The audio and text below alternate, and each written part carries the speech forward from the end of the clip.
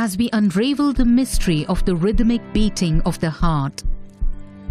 We come to realize that heart performs this function with flawless consistency.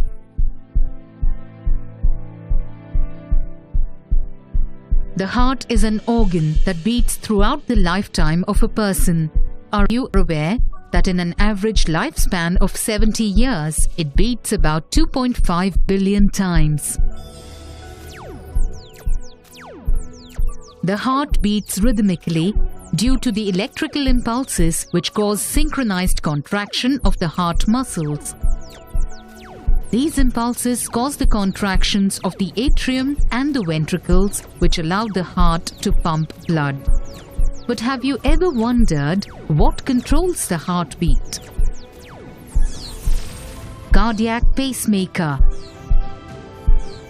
The heartbeat is generated and controlled by a pacemaker present in the heart. It also possesses specialized excitatory conducting system, which ensures the rhythmic beating of all the cardiac muscles.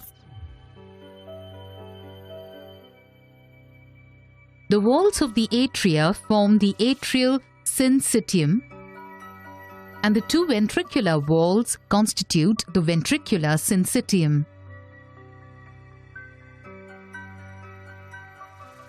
The pacemaker is located in the wall of the right atrium. It is also known as sinoatrial node or SA node. The SA node generates an impulse which spreads across the walls of the atria through the specialized conducting system, causing both atria to contract in unison. During atrial contraction, this electrical impulse reaches the atrioventricular node or AV node. Here, the impulse is delayed for about 0.1 second, after which it moves along the bundle of His, bifurcates into bundle branches before spreading along the Purkinje fibers. The impulse reaches the lateral ventricular walls and causes its contraction. Thus, the impulse generated at the SA node causes atrial contraction and flow of blood into ventricles, and then the ventricles contract, pumping the blood out of the heart.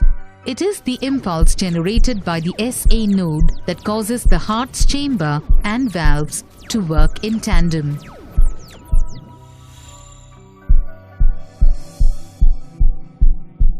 Thus, we conclude that it is the SA node as the cardiac pacemaker which sets the rhythmicity of the heartbeat. Summary. We can now observe the impulse conduction and heartbeat in synchronization with the blood flow.